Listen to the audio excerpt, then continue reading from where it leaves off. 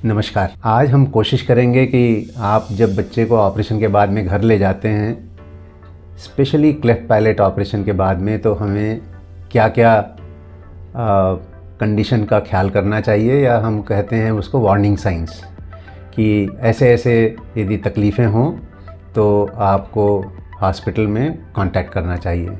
सो क्या क्या warning science होते हैं ऑपरेशन के बाद में जब हम बच्चे को घर ले जाते हैं। स्पेशली ये चीज़ें जो है क्लेफ्ट पैलेट सर्जरी से ज़्यादा रिलेटेड है। क्लेफ्ट लिप में भी कभी कभी ये प्रॉब्लम्स हो सकती हैं, लेकिन इसमें चांसेस कम होती हैं परेशानियों की। फिर भी हम कहेंगे कि क्लेफ्ट लिप पैलेट दोनों में क्या क्या वार्निंग साइंस हैं। पहला है खून का निकलना। ये बहुत डरावना लगता है, और जब कभी भी ब्लीडिंग होती है तो सारे पेरेंट्स परेशान हो जाते हैं, घर में सब कोई परेशान हो जाते हैं। तो कभी कभी जो लार है या सलाइवा है उसके साथ में एक आध ड्रॉप ब्लड निकल सकता है, और वो थोड़ा सा पिंकिश सलाइवा हो सकता है, तो उसमें बहुत ज़्यादा परेशानी की ज़रूरत नहीं है, उसके लिए बॉदर करने की ज़रूरत नहीं है।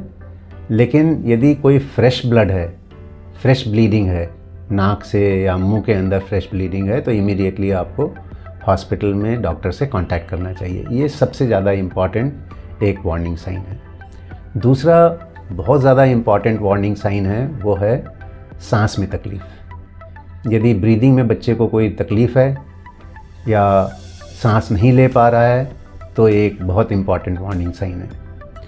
इसमें ये देखना होगा कि जो बच्चा है वो मुंह खोल करके सांस ले रहा है या मुंह खोल करके और नाक से सांस लेने की कोशिश कर रहा है।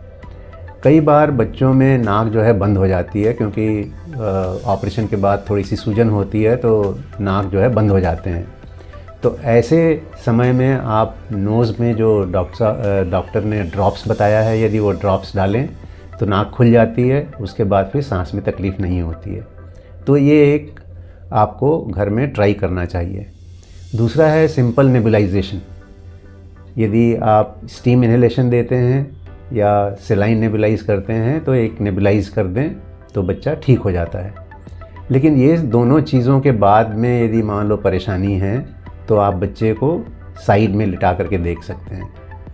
यदि उसके बाद भी परेशानी है तो फिर आपको डॉक्टर से कांटेक्ट करना चाहिए। तो सांस में यदि थोड़ी सी तकलीफ़ है, तो यदि नाक बंद लगता है तो नाक में ड्रॉप डालिए, थोड़ा सा पोजीशन करिए बच्चे को थोड़ा साइड में लिटाने की, और तीसरा उसको थोड़ा सा भाप सुंघाइए या फिर नेबुलाइज करिए। ये 3 तरीके हैं आप घर में कर सकते हैं। अदरवाइज़ उसके बाद भी प्रॉब्लम सॉल्व नहीं हुआ तो आपको डॉक्टर से कांटेक्ट करना चाहिए। तीसरा वार्निंग साइन है बुखार। जब हम टेम्परेचर नापते हैं 99-100 तक के होता है तो चिंता की बात नहीं है।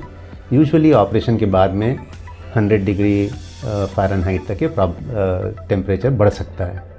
लेकिन यदि 101 से ज़्यादा होती है टेम्परेचर, तो फिर हमको डॉक्टर से कांटेक्ट करना चाहिए, और वो फिर डॉक्टर साहब जो हैं आपको एंटीबायोटिक वगैरह जो भी देना होगा वो आपको बताएंगे। तो तीसरा वार्निंग साइन है बुखार। चौथा वार्निंग साइन है बच्चे का बराबर से खाना पीना नहीं लेना है। यूजुअली हम ऑपरेशन के बाद में लिक्विड डाइट अलाउ करते हैं और कहते हैं दाल का पानी दीजिए, जूस दीजिए, दूध, चाय, पानी, कोकोनट वाटर, ये सब दीजिए। लेकिन कई बच्चे जो हैं चूँकि बड़े हो जाते हैं, जब पैलेट ऑपरेशन होता है 9-10 महीने के हो जाते हैं, तो ये केवल लिक्विड पे नहीं रहना चाहते, वो डिमांड करते हैं कुछ खाने पीने की। तो ये एक थोड़ा सा फीडिंग की प्रॉब्लम हो सकती है। ऐसे समय में आप कोई भी चीज़ जो बच्चे को पसंद है वो उसको ग्राइंड करके लिक्विफाई करके आप दे सकते हैं, और ये कोशिश करिए कि उसको एडिक्वेट डाइट मिले, एडिक्वेट लिक्विड मिले, ताकि बच्चा कंफर्टेबल रहे। यदि बच्चा कंफर्टेबल नहीं है डाइट से, तो फिर आपको परेशान कर सकता है, और रात को सोएगा नहीं और दिन भर वो चिड़चिड़ा रह सकता है। इसलिए उसका इंटेक लिक्विड और कैलोरी इंटेक बराबर होनी चाहिए। लास्ट और इम्पॉर्टेंट साइन है, वो है वार्निंग साइन है, वो पेशाब। बच्चे को बराबर पेशाब होते रहना चाहिए। यदि बच्चा पेशाब नहीं करता है पूरे दिन में, जैसे 1-2 बार किया और नहीं किया, तो फिर इसका मतलब ये है कि उसका लिक्विड इंटेक कम है तो ये एक वार्निंग साइन है जो इंडिकेट करता है कि बच्चे का इनटेक हमको बराबर देखना है।